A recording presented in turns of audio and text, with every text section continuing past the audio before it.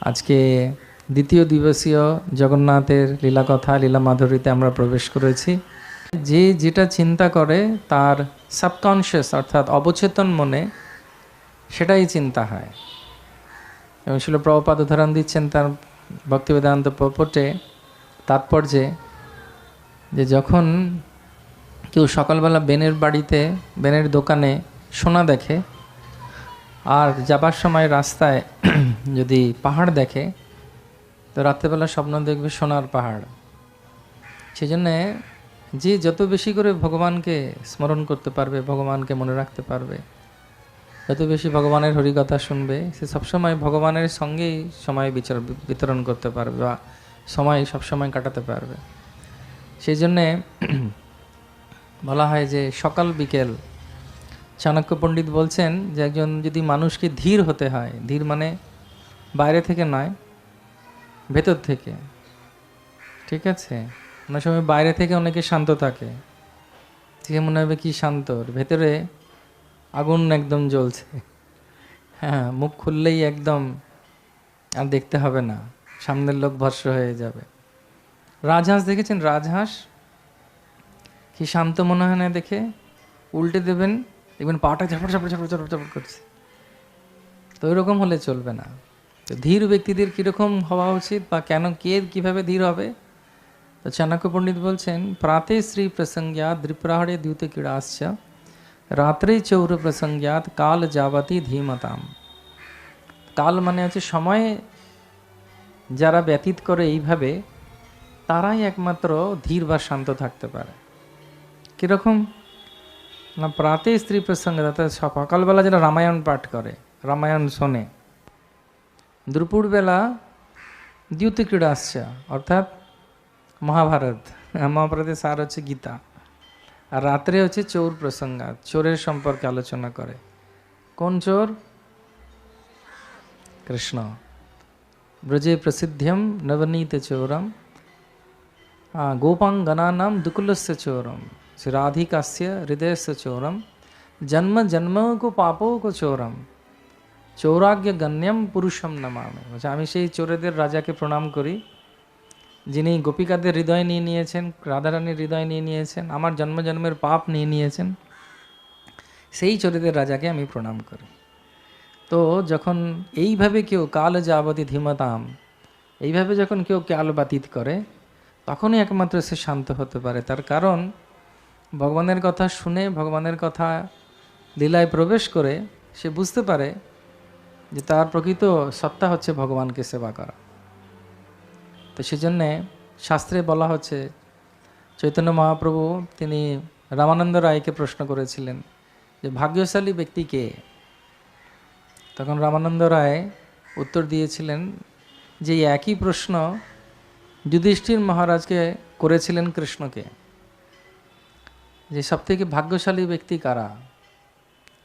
তখন উত্তরে উল্টো উত্তর দিয়েছিলেন কৃষ্ণ।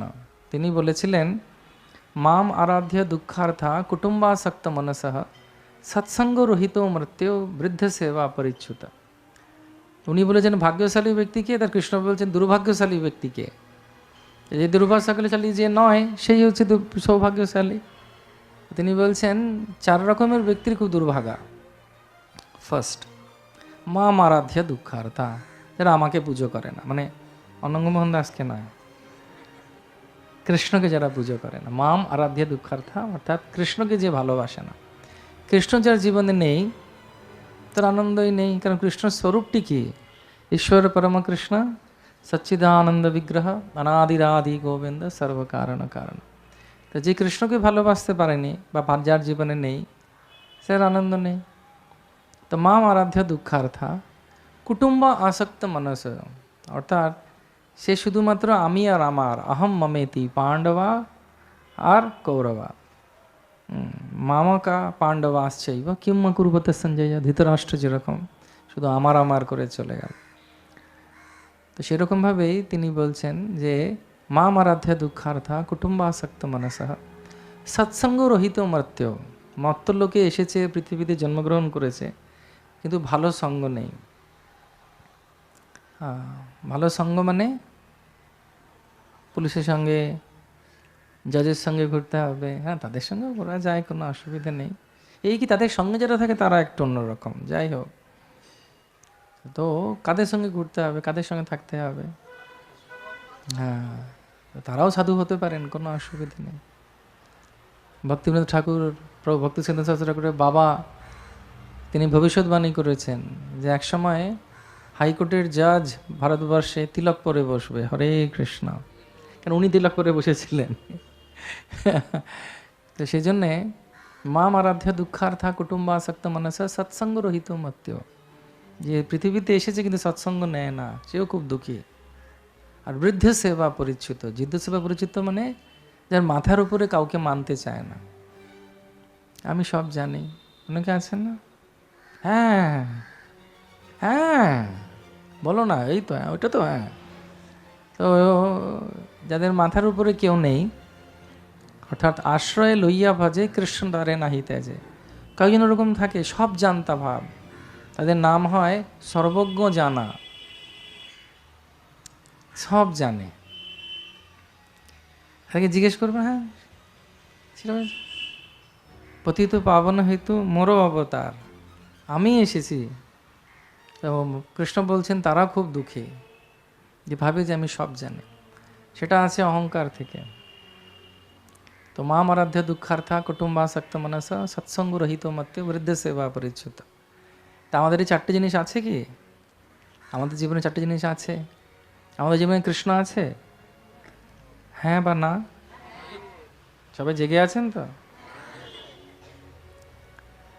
আমাদের জীবনে কুটুম্ব কারা? কাদেরকে আমরা নেমন্তন্ন করি বাড়িতে আসতে? ভক্তদের। তাহলে আমরা শুধুমাত্র নিজেদের নয়, আমাদের সবাই বসুদেব কুটুম্বকম। ভগবানকে যখন ভালোবাসবো, পৃথিবীটা আমার হয়ে যাবে, পৃথিবীটা আমার হয়ে যাবে। একজন দাদুকে তার ছেলে নাতি বলছে, দাদা আমাকে ওই দাদু পাখিটা দাও, আমি খাঁচায় পড়বো। তো বলছি ভাব পৃথিবীটাই তো, ওরা সব পাখিগুলো তো। বলছি বাহ খুব সুন্দর, তো তাদের খাঁচায় পড়ার দরকার নেই, পুরোটাই তো আমার। তো ভগবানকে যে ভালোবেসেছে সে সবসময় সেরকম ভাবে। তো সেজন্যে বলা হচ্ছে যে মা আরাধ্য কৃষ্ণ আমাদের জীবনে আছেন, আমাদের ভক্তরা হচ্ছে আমাদের কুটুম্ব। আর আমরা সৎসঙ্গে করি কি করি না, কিন্তু সৎসঙ্গের লাভ ওঠাতে হবে। শুনতে ভাল লাগে কি, ভালো লাগছে না, তারপর কি করতে হবে সেটা হচ্ছে আজকের লীলা জগন্নাথের। একজন ভদ্রমহিলা, একজন কথাকার কথা বলছেন, সবাই একে একে উঠে চলে গেছে। ওই ভদ্রমহিলা বসে আছে আর হু হু করে কাঁদছে। তো তখন যে কথাকার তিনি বলছেন, যে বয়স্ক কথাকার, তিনি বলছেন মা তোমার তো দেখছি ভগবত কথায় রুচি হয়ে গেছে, সবাই চলে গেছে, তুমি বসে আছো আর কাঁদছ। তা বলছে না বাবা, মিথ্যে কথা তো বলা উচিত নয় আপনাকে, আপনি সাধু মানুষ। আসলে আপনাকে দেখে আর আপনার সাদা দাড়িটাকে দেখে আমার হারিয়ে যাওয়া সাদা ছাগলটার কথা মনে পড়ছে, সেই জন্য আমি কাঁদছি আর উঠে যায়নি। আরেক যে এরকম কথাকার কথা বলছেন, একজনই বসে আছে, সবাই উঠে গেছে। তখন যে বসে আছে তাকে বলছে ভাই তোমার মানতে হবে, তুমি এতক্ষণ আমাকে সহ্য করছো। বলছে আমি মাইক ম্যান, শেষ করলে আমি খুলবো। তো সেই রকম যদি কেউ কথা শোনে, দুটো কান আছে, একদিক দিয়ে ঢুকছে আর একদিক দিয়ে বেরিয়ে যাচ্ছে, তাহলে কেমন করে হবে? সৎসঙ্গ আছে, আমাদের সেই সৎসঙ্গের লাভ ওঠাতে হবে। প্রভুপাদের কথায় প্রভুপাদের শিষ্যবৃন্দরা কথা শুনেছিলেন বলে এত সুন্দর সোসাইটি বা একটা সুন্দর সংস্থা তৈরি হয়েছে। আর বৃদ্ধ সেবা মানে আমাদের সবসময় কারণ আনুগত্যে ভক্তি করা উচিত, যেটা আমরা আজকে আলোচনা করব। তো সেরকমভাবেই হ্যাঁ, যখন আমাদের ভগবানের নাম, ভগবানের লীলা, এই সমস্তগুলো আমরা যখন শুনি, শুধুমাত্র শুনলে হবে না, ভগবানকে ভালোবাসতে হবে। তো সেই জন্য এই চারটে জিনিস আমাদের আছে, মানে আমাদের ওপরে ভগবানের অনেক কৃপা। এই কৃপাটাকে কীভাবে কাজে লাগাতে হবে সেটাও ওর জন্যেও তার প্রকৃষ্ট উদাহরণ এবং প্রমাণ হচ্ছে জগন্নাথের এই লীলা। কালকে আমরা আলোচনা করলাম ভগবানের আবির্ভাব, ভগবান কীভাবে আবির্ভাব হলেন, কী কী লীলা হলো, মন্দির কিভাবে তৈরি হলো, মন্দিরের কিভাবে ব্রহ্মবিদ সৃষ্টি হলো, কুর্মবন্ধ, মেঘনাদ প্রাচীর, বিভিন্ন মন্দির সম্পর্কে আমরা আলোচনা করলাম, মহাপ্রসাদ সম্পর্কে আলোচনা করলাম, তাই তো? আজকে আমরা আলোচনা করব জগন্নাথেরই সেবকদের সম্পর্কে। তো ভগবানের যে সমস্ত সেবকরা আছেন তাদের জগন্নাথ পুরীতে এবং জগন্নাথে যারা যারা সেবা করেন তাদেরকে বলা হয় 36 নিযোগ, 36, 36 নিযোগ। নিযোগ মানে তাদেরকে নিয়োগ করা হয়েছে ভগবানের সেবার জন্য। অর্থাৎ 36 প্রকারের লিখিত সেবক রয়েছেন যারা ভগবানের সেবা করেন। মানে ভগবানের সেবাটা কিভাবে হবে যাতে ভালোভাবে হয়, কারণ যস্মিন তুষ্টে জগৎ তুষ্ট। আমরা যদি ভগবানের সন্তুষ্টি বিধানের জন্য কিছু করি তাহলে জগতের কল্যাণ হবে। এই যে হরিকথা হচ্ছে, যারা যারা শুনতে পাচ্ছেন, আমাদের প্রতিবেশী বর্গরা, আপনারা, আমরা সবাই, সবার মঙ্গল সাধন হচ্ছে। কেউ যদি অনিচ্ছাকৃতও শুনছে, ঠেলায় পড়ে কি করা যাবে, কিছু করার নেই, কান দুটো তো আর বন্ধ করা যাচ্ছে না, তাহাও কিন্তু মঙ্গল সাধন হয়। সেজন্য বলা হয় যে 36 নিযোগ প্রচুর প্রকারের। রূপ গোস্বামী বলছেন, যখন আমরা কাউকে বেশি ভালোবাসি তখন তার পুঙ্খানুপুঙ্খভাবে সেবা করতে চাই। সেই রকমই ভাব নিয়ে ইন্দ্রদ্যুম্ন মহারাজ জগন্নাথকে প্রতিষ্ঠা করেছিলেন। তার আশীর্বাদগুলো মনে আছে যে কি কি বর উনি চেয়েছিলেন। তো সেই একই কথা মনে রেখে ইন্দ্রদ্যুম্ন মহারাজ এই 36 নিযোগ বা 36 সেবায়িত যারা সেবা করবে ভগবানের, 36 প্রকারের সেবা যদি আমি ডিটেল বলতে চাই তাহলে তার জন্য 7 দিনের কোর্স দিতে হবে। সেটা এত বিস্তৃত, এত বিশাল, কিন্তু উল্লেখ হচ্ছে একটাই, যে যাতে ভগবানের সন্তুষ্টি পান। ভগবান যদি সন্তুষ্টি পান সেই জন্যে এত রকমের সেবার বার করা হয়েছে। যখন আপনারা কাউকে ভালোবাসেন, কারোর সাথে যদি বাড়িতে আসে, আপনারা চাইবেন যে ভালো খাওয়াতে, ভালো উপহার দিতে, হ্যাঁ, চানের জলটা যাতে গরম থাকে শীতকালে, ভালো কাপড় দিতে পারেন, বস্ত্র, আরাম করে শোবে। আমি এক জায়গায় গেছিলাম, খুব ঠান্ডার জায়গায় বাংলাদেশের, তো করেছে কি, যাতে আমাকে অবাক হয়ে গেছে, লেপ দিয়েছে, লেপের ভেতরে ঢুকেছি যখন, লেপের ভেতরটা গরম। আলম কি হলো, আগে কেউ শুয়েছিল না এর ভেতরে? তারা বলছে যে না না না, কেউ শোয়নি এর ভেতরে, কাঠকয়লাকে একটা মাটির হাঁড়ির ভেতরে রেখে গরম করে ওইটাকে ভেতরে রেখে দিয়েছিল।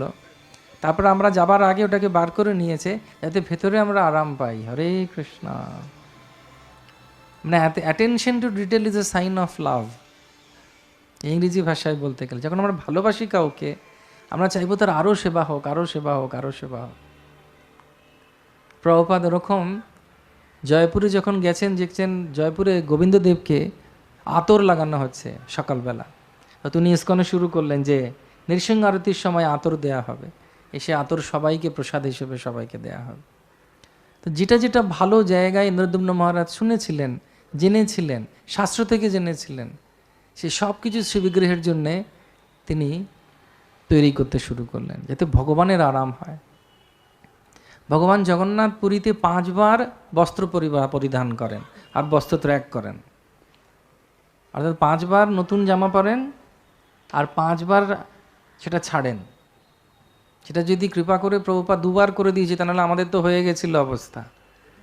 প্রতিদিন প্রভু ভাবছেন বোধহয় বছরে 5 বার। হ্যাঁ, অনেক সময় এরকম হয়, কারণ আমাদের ভেবে পারতে পারে না, বাবা 5 বার ড্রেস। রাজাদের হয়, শিকার করতে গেল, ঘেমে গেল, খুলে ফেলে দিল, কেন, কি দরকার, আরেকটা এসে যাবে। তো সেই রাজা যদি এরকম করতে পারে তাহলে চিন্তা করুন জগন্নাথের কতবার হওয়া উচিত। তো ভগবানের আবার 5 বার যেই বেশ হয় সে সম্পর্কে আমরা আলোচনা করব। তার মধ্যে সবথেকে সুন্দর বেশটি হচ্ছে রাত্রেবেলা যে বেশ দেয়া হয়, সেটাকে বলে বড় শৃঙ্গার বেশ। সে সম্পর্কে আমরা পরবর্তীকালে আলোচনা করব। তো জগন্নাথের 36 প্রকারের সেবা ইন্দ্রদ্যুম্ন মহারাজ উনি করেন, এবং 36 প্রকারের সেবার মধ্যে ভগবানের বিগ্রহের সেবা তো আছে, সব কিছু ওনাকে নিয়েই। আর এরা সবার মিলিয়ে এখনকার সংখ্যা হয়েছে প্রায় 6,000। 6,000 মানে বুঝতে পেরেছেন, একটা কারখানা সেটা চলছে। এটা যে পুরী মন্দিরকে দেখে বুঝতে পারবেন না, 6,000 লোক সেবা করছে ভগবানের। কিছু কিছু সেবার উদাহরণ আমি আপনাদের দেব। প্রথম হচ্ছে শৃঙ্গারী। শৃঙ্গারী মানে হচ্ছে যে ভগবানের শৃঙ্গার করেন, এবং শৃঙ্গারী যখন শৃঙ্গার করবেন তিনি উপরে উঠে শৃঙ্গার করবেন। জগন্নাথের যে রত্নবেদিটা আছে এর মধ্যে 1,108টা শালিগ্রাম রয়েছে, সেটা হচ্ছে রত্ন। সেই রত্নবেদিতে যে শালিগ্রামগুলো আছে, সেই রত্ন সিংহাসনের বহিরটা প্রতাপরুদ্র মহারাজের যিনি বাবা ছিলেন পুরুষোত্তম দেব, তিনি কাঞ্চি বিজয় করে এনেছিলেন। সেটা আমি পরে আজকে গল্প বলবো, খুব সুন্দর ইতিহাস। সবার আনন্দ পাচ্ছেন তো? জোরে বলুন একবার। তো এই রত্ন সিংহাসনের উপরে সেবকরা শুধু উঠতে পারে। অনেকে ভাবে যে পুরীর গর্ভগৃহের মধ্যে চারিদিকে শালিগ্রাম আছে, না, তো ওরা কি নিজেরা জানে না? শুধু যার মধ্যে ভগবান বসে আছেন, আয়ত আকারের যে পীঠ, তার মধ্যে শালিগ্রাম রয়েছে। এবং এই শালিগ্রামদেরকে নেপালের রাজা জগন্নাথকে উপহার দিয়েছে। সেই জন্য নেপালের রাজা যখন আসেন জগন্নাথকে, ওনাকে সোজা প্রভুর কাছে নিয়ে যাওয়া হয়, তিনি আরতি করেন ভগবানকে। তো ভগবানের শৃঙ্গারই হচ্ছে শৃঙ্গার করে ভগবানকে। শৃঙ্গারের নিয়ম আছে, শৃঙ্গারের দিন আছে, তিথি আছে। সোম, মঙ্গল, বুধ, বৃহস্পতি, শুক্র, শনি, রবি আলাদা আলাদা রঙের কাপড় ভগবান পরেন। আলাদা আলাদা যখন 12 মাসের 6 মাস 6 মাস করে, হ্যাঁ, আমাদের যে 4 মাস করে যে ভাগ আছে, 6টা ঋতু আছে, সেই অনুযায়ী আতর দেয়া হয় ভগবানকে। শীতের আতর গরমে দিলে মুশকিল, গরমের আতর আবার শরতে দেওয়া যাবে না, এত ডিটেল। ভগবান গরমের সময় পাখা করবেন, সে পাখা করার আলাদা লোক আছে। ভগবানের পতাকা ওপরে উঠবে, সে পতাকা যখন ওঠে সেখানে প্রায় এরকম নয় যে লিফট আছে, লিফটের চাবিয়ে দিল, আটকালো, পতাকা চেঞ্জ হলো, নিচে হলে, তা নয়। ওরা হেঁটে হেঁটে যায় এবং তাদেরকে বলে পতিত পাবন বানা। বানা মানে হচ্ছে পতাকা, যেটা ওঙের শর্ট ফর্ম হচ্ছে চন্দ্রবিন্দু। সেটা চাঁদের জগতে প্রমাণ করে যে ভগবান হচ্ছেন স্বরাট, তিনি হচ্ছেন রাজা।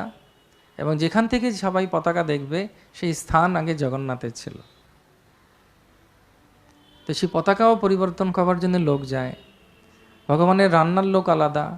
পুরী মন্দিরের ভেতরে গঙ্গা আর যমুনা বলে দুটো কুণ্ড রয়েছে।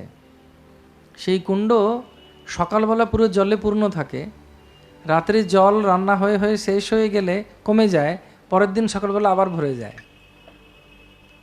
এটা আপনারা কি দেখতেও পারেন। এবং সমুদ্রের এত কাছে মন্দির হওয়া সত্ত্বেও জল মিষ্টি, এবং সেই জল নিয়ে গিয়ে শুধুমাত্র একটা জায়গা দিয়ে ওরা রান্নাঘরে ঢোকাবে, ওইটুকু ওদের যাওয়ার সুবিধা আছে, বাস। এবং ভগবানকে ঘুম থেকে তোলার দায়িত্ব একজনের, জাগানোর দায়িত্ব একজন, শোয়াবার দায়িত্ব একজনের, আরতিতে আগুন এনে দেবে একজন, আরতিটা জ্বালাবে একজন, আরতি করবে একজন। এইভাবে স্তর বাই স্তর হয়, বোঝা গেছে? তো কেউ যদি ভাবুন আরতিটা নিয়ে যাবে, যে তার যদি জ্বর হয়ে যায়, আরেকজন দুজন এসে দাঁড়িয়েই থাকবে। সেজন্য তাদেরকে ডাকার জন্য আরেকটা সেবক আছে, ডেকে আনবে। ও ভাই, তোমার সেবা আছে, কিন্তু ও মনে করিয়ে দেবে, হচ্ছে ম্যানেজার। তার নাম আছে, তার কাজ হচ্ছে, এবং তাদের বস্ত্র আলাদা, ইউনিফর্ম আলাদা। যারা যারা জানে পুরী মন্দির কীভাবে চলে, ধুতির কোঁচা কীভাবে দেওয়া হয়েছে দেখে বুঝতে পারবে কে শৃঙ্গারী, কে সুয়ার, হ্যাঁ, কে মেকআপ ম্যান। মেকআপ মানে আমাদের ইংরেজি ভাষায় মেকআপ, সে একই মেকআপ, নাম হচ্ছে মেকআপ। সে সাজায় ভগবানকে। আবার সাজানো এই নয় যে আমার ইচ্ছে হলে এরকম সাজিয়ে দিলাম, লেখা আছে তিলকটা কতটা হবে, কি দিয়ে হবে, কটা রেখা টানতে হবে, ওই ট্যাটু বানাবার মতো নয়, যা ইচ্ছে হলো একটা লাগিয়ে দিলাম রে, তারপরে ব্যাস হয়ে গেল। তো খুব সুন্দরভাবে তাদেরকে ডেকে আনার জন্য লোক আছে।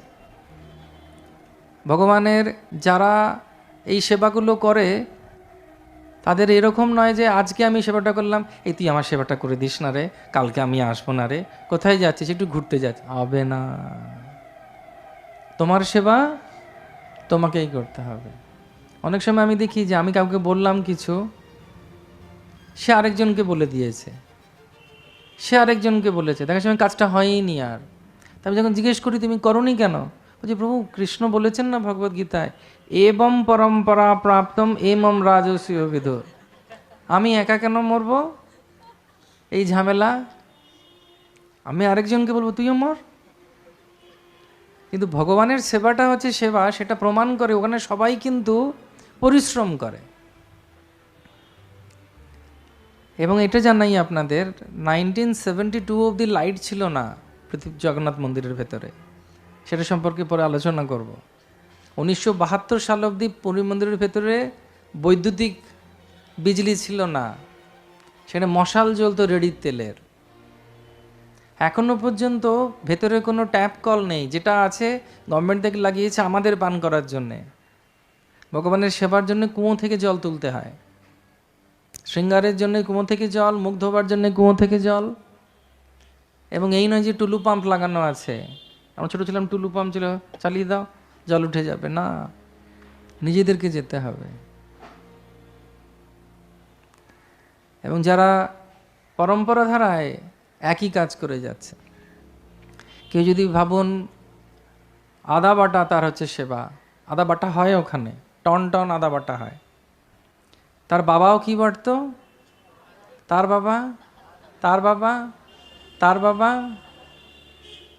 তার ছেলে কি করবে, তার ছেলে কি করবে, তার ছেলে কি করবে। এবার আপনারা পারবেন এটা করতে? যে ভাবুন সবসময় বলুন মন্দিরে এলেই গিরিধারের জন্য শুধু আদা বাটতে হবে, আর কিছু, অনেক এরকম ভাবে। আমরা অনেক সময় ভাবি যে এটা কেন করব, এটা ভালো লাগছে না আর। কিন্তু ভগবত ভক্তিতে সবাই চায় যে যে সেবাটা ওখানে পেয়ে ওদের কাছ থেকে শেখার, এটা কীভাবে ওরা এই মানসিকতাটা রেখেছে। এবং কায়িক পরিশ্রম খুব প্রয়োজন আছে, সেটাই হচ্ছে প্রমাণ করে ভগবানকে কতটা ভালোবাসে। একটা ইংরেজি ভাষায় কথা আছে, arm chair philosopher. Arm chair philosopher মানে অনেক সময় আছে, হাতেও একটা আছে, আর জলটা তো গ্লাসটা দেওয়া যাবে কি একটু,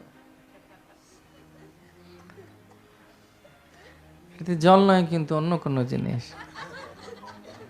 তারা আলোচনা করে কৃষ্ণ বলে কিছু নেই, এই শরীরটাই হচ্ছে কুরুক্ষেত্র।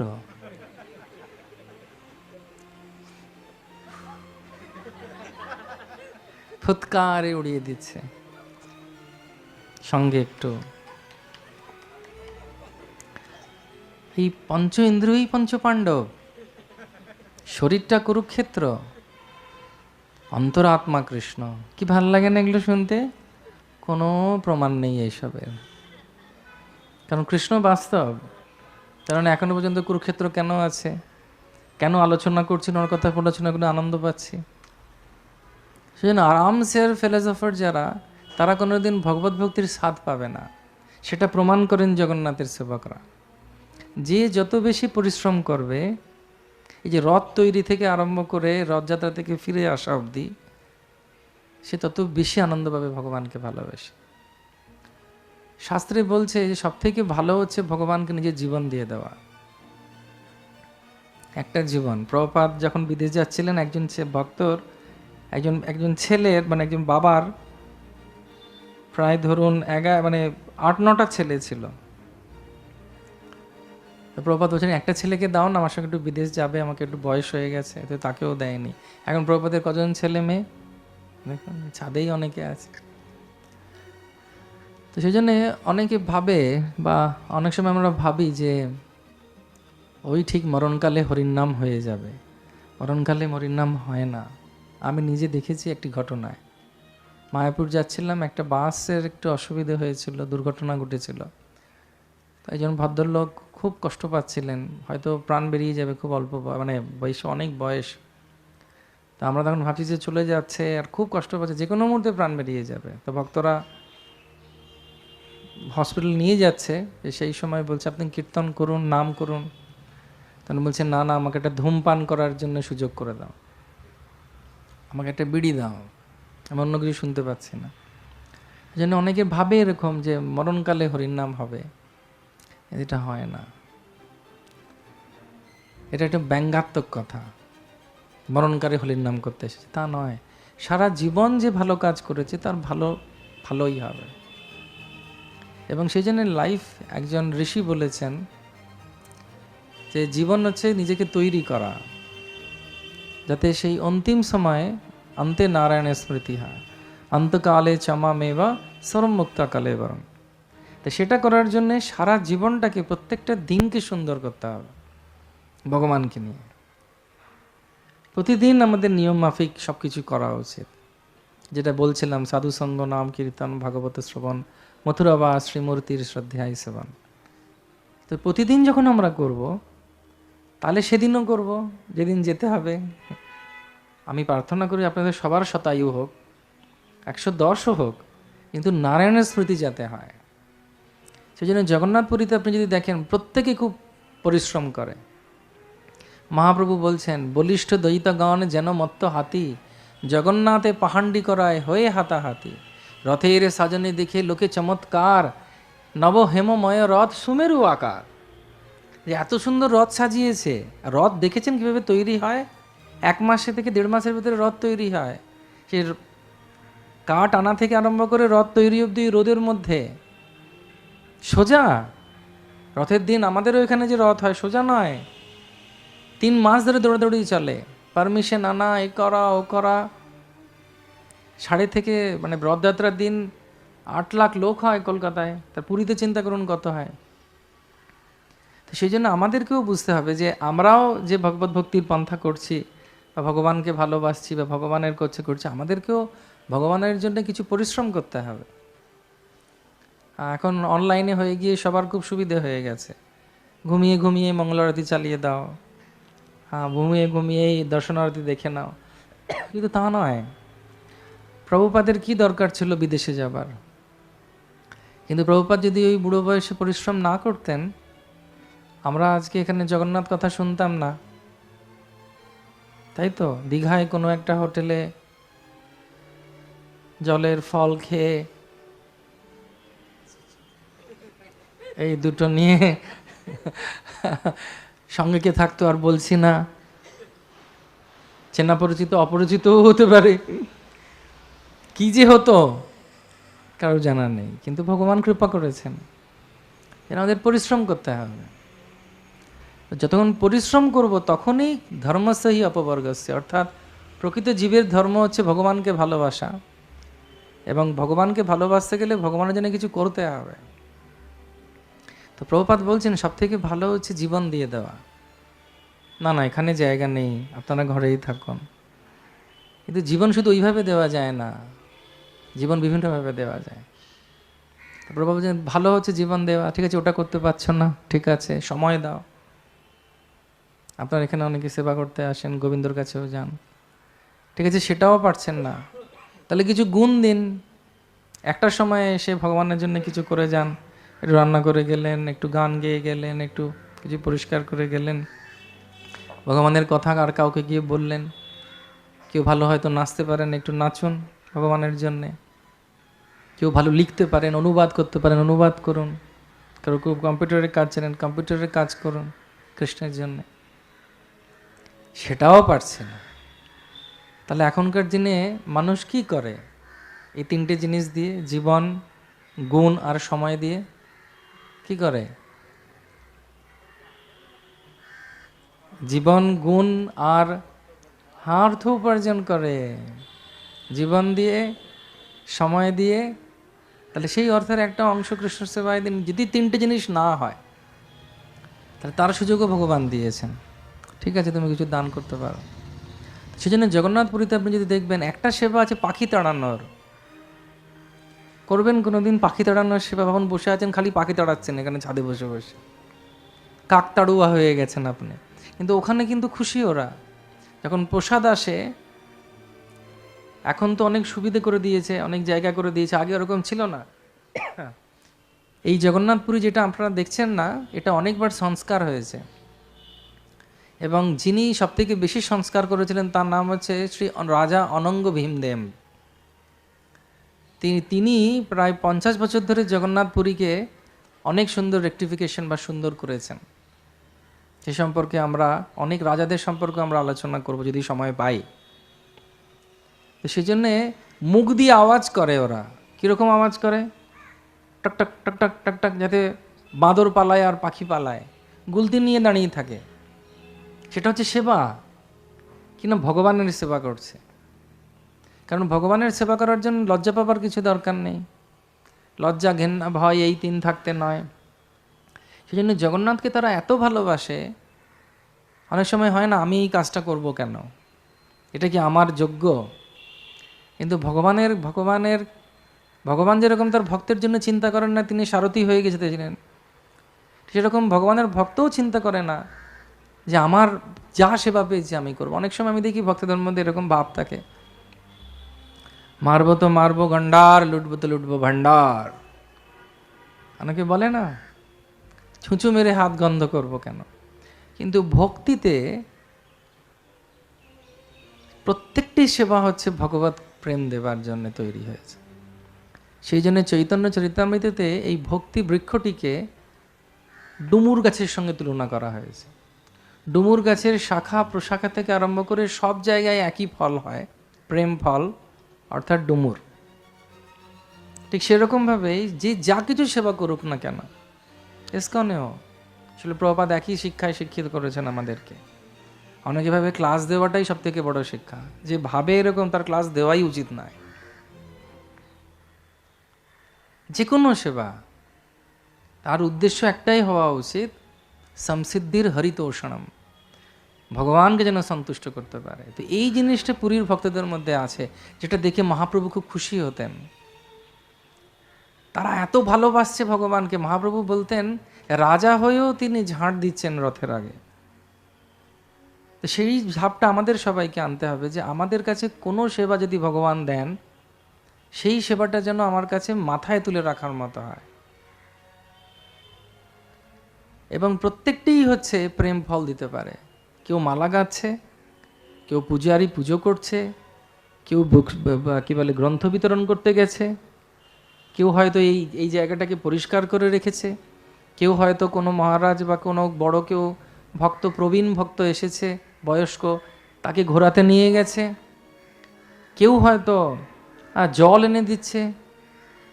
রথের সময় দেখবেন আমাদের কলকাতাতেও কত রকমের সেবা হয়। কিন্তু কেউ যদি ভাবে না আমি শুধু, অনেকের এরকম মানসিকতা থাকে, আমি শুধু ওই সেবাটা হচ্ছে ভালো সেবা। তো ভালো সেবা বলে নাই, যে ভগবানের সেবা পেয়েছে সেটাই ধন্য, আমার তো আর কিছু চাই না। তো সেই জিনিসটা জগন্নাথপুরীতে প্রকট। তারা সবসময় চায় যে ভগবানকে কীভাবে সন্তুষ্ট করবে, এবং অহংকার করে ওরা বলে যে আমি হচ্ছি ভগবানের সেবক।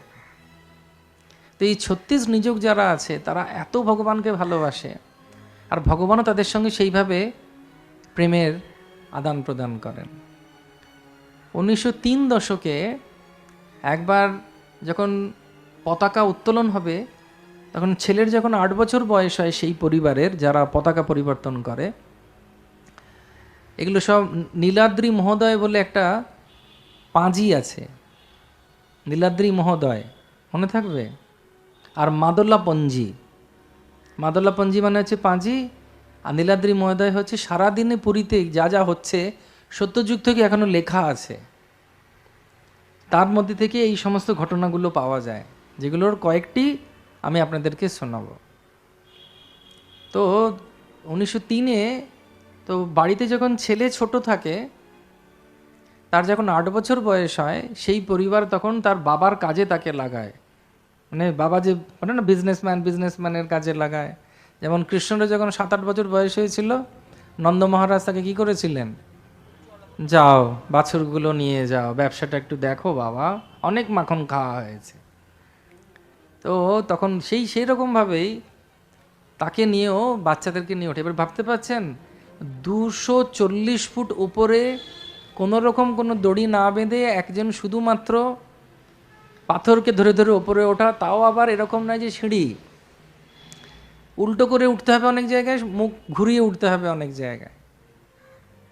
আর উপরে উঠে গেলেন, কিন্তু নামাটা অনেক বেশি কষ্টকর। নিচে দেখতে পাচ্ছেন কত উপর থেকে আপনি রয়েছে, আর তারপরে যদি আপনার উঁচুতে যদি মাথা ঘোরায় তাহলে চিন্তা করুন কি অবস্থা হবে।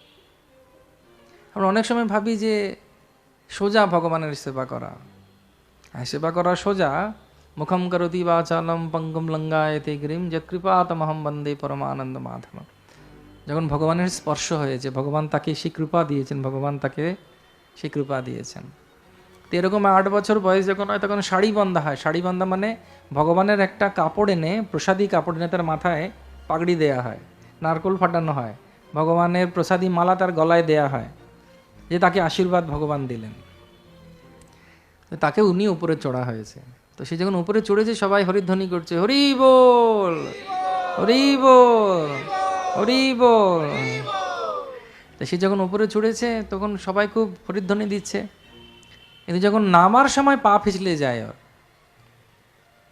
বাচ্চাটার, এবং সে তখন সবাই ভাবছে যে কী হবে, কারণ এমন জায়গায় দাঁড়িয়ে আছে যে অন্য মন্দিরের ছাদে লেগে ওর মাথা ফেটে যাবার সম্ভাবনা রয়েছে, বাচ্চাটা পড়ে যাচ্ছে উপর থেকে।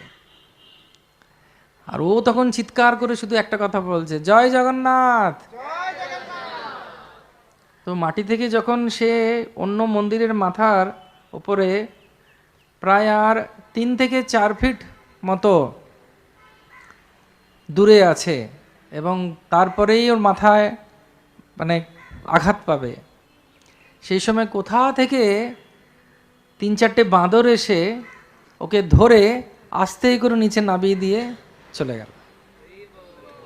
নকের ভালো লোকে ভাবতে পারে যে এটা কি সত্যি। এবার জগন্নাথের মাদলা পঞ্জিতে নীলাদ্রি মহোদয়ে লেখা আছে, বাকিটা আপনাদের উপর ছেড়ে দিলাম। এই রকমভাবে ভগবান তার ভক্তদের সঙ্গে জগন্নাথপুরীতে লীলাবিলাস করেন। আরেকবার একজন ভক্ত সে দেখছে রোজ কারা কারা আসে পুরীতে, এরকম 36 নিযোগ আছে যারা সেবা করছে ভগবানকে, তারা কিন্তু কোনো টাকা পায় না, তারা শুধু প্রসাদ পায় আর বস্ত্র পায়, প্রসাদ পায় আর বস্ত্র। যেটা আমি কালকে বলছিলাম, জগন্নাথপুরীতে যদি জগন্নাথের প্রসাদ না লাগে ভোগ, পুরোপুরি উপবাস করত, কারণ তারা প্রসাদ ছাড়া কিচ্ছু খায় না। তো আরেকবার এরকম হয়েছে যে জগন্নাথপুরীতে, হ্যাঁ ভগবানের নিয়ম আছে এরকম যে পাখা করতে করতে যদি কেউ পাখা ভগবানের গায়ে স্পর্শ হয়ে যায়, মহাস্নান করাতে হবে ভগবানকে, আর মহাস্নান না হওয়া অবধি ভগবানকে ভোগ লাগবে না। তো সেই সময় এমন হয়েছিল যে অমুক একটা মানে ওখানে একটা নদী আছে, সেই নদীর জল দিয়েই অভিষেক করতে হবে, আর গরমকালে নদীতে জল ছিল না। তো জল যখন নেই, তো 2 দিন ধরে পুরীতে ভোগ লাগেনি। তো পুরীতে যখন ভোগ লাগেনি তখন ব্রিটিশ সরকার ছিল, ব্যাস থ্যাংক ইউ। তো ব্রিটিশ সরকার হচ্ছে যেহেতু মহাবিপত্তি, তখন গরুর গাড়িতে আর ঘোড়ার গাড়িতে করে ভুবনেশ্বরের জগন্নাথেরই প্রতিভু মূর্তি আছে অনন্ত বাসুদেব, সেখান থেকে প্রসাদ এনে পুরীর মন্দিরে সবাইকে দেয়া হয়েছিল। এইভাবে ভগবান খুব আশ্চর্য রকমভাবে ভগবানের ওখানে সব নিয়ম আছে, এবং তারা খুব এত ভালোবেসে সেবা করে যে আপনি দেখলে বুঝতে পারবেন যে এদের প্রভাব আছে। এই জন্য মহাপ্রভু বলেছেন যে ধামবাসীদেরকে খুব সম্মান করে দূর থেকে ওদেরকে দেখা উচিত, কারণ যাতে আমরা সামনে না যাই। চৈতন্য মহাপ্রভুর অনেক শিষ্যরা ছিলেন বা ভক্তরা ছিলেন যারা মন্দিরের সামনেও যেতেন না, তারা ভাবতেন আমাদের ছায়া মাড়ালে এনারা অশুদ্ধ হয়ে যাবেন। যেমন হরিদাস ঠাকুর, রঘুনাথ দাস গোস্বামী, রূপ গোস্বামী, সনাতন গোস্বামী, এনারা কোনোদিন ভগবানের সামনে যাননি।